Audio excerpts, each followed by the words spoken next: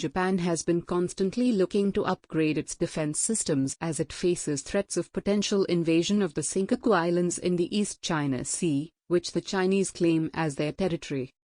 Japan is developing an anti-ship missile with a warhead capable of penetrating into the decks of Chinese aircraft carriers.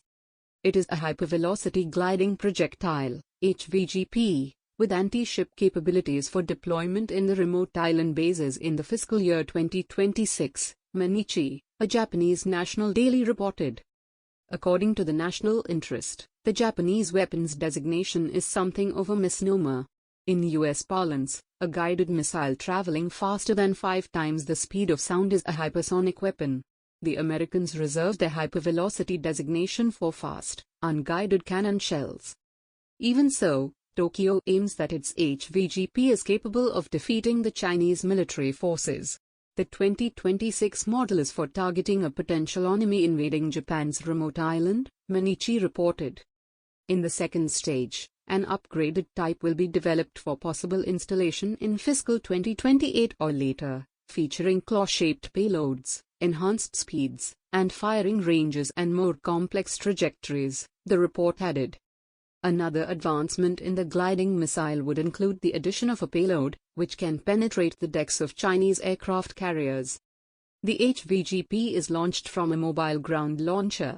Once it reaches a certain altitude, the glider separates from the booster and then glides at high altitudes at supersonic speeds while being guided by both satellites and an inertial navigation system, INS.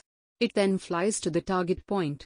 The target is attacked from directly above at a 90-degree dive. When the HVGP is separated from the booster, the warhead's radar cross-section, RCS, becomes extremely small, making it difficult to detect with radar.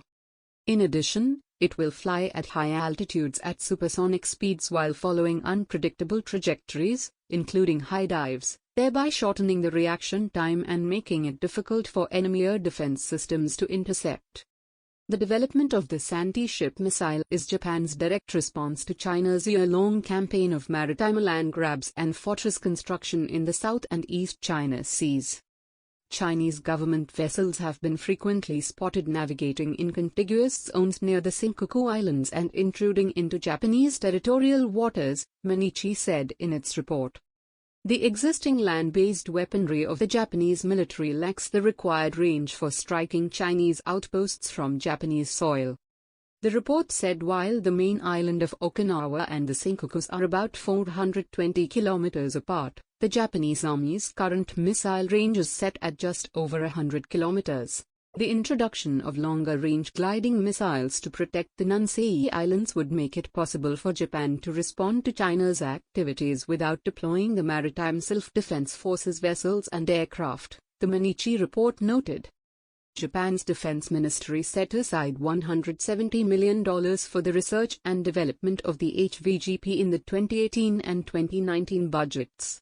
It had further planned to add another $230 million in the fiscal year 2020. The hypersonic race. Countries like Russia and China are heavily investing in their hypersonic weapons.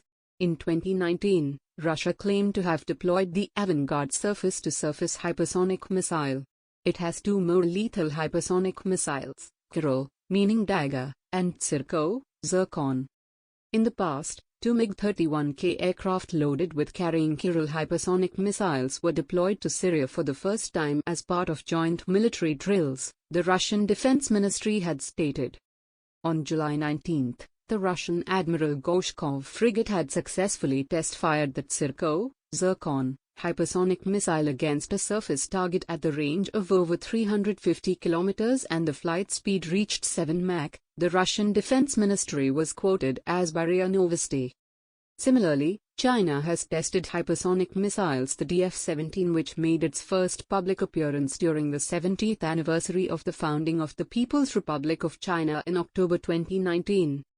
The second missile, Tsirkon-2, is different from the DF-17.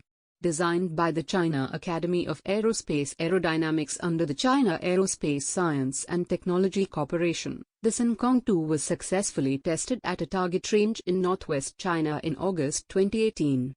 The DF-17 is said to be a glide boost vehicle, but it is not known what type the Tsirkon 2 might be. The US seems to be lagging in its hypersonic missile technology. Last month, the US Air Force's second attempt to conduct the flight test of a hypersonic weapon proved to be a dud. The two successive failures perhaps explain why the US military is lagging in harnessing hypersonic technology while its arch-rival Russia has zoomed past.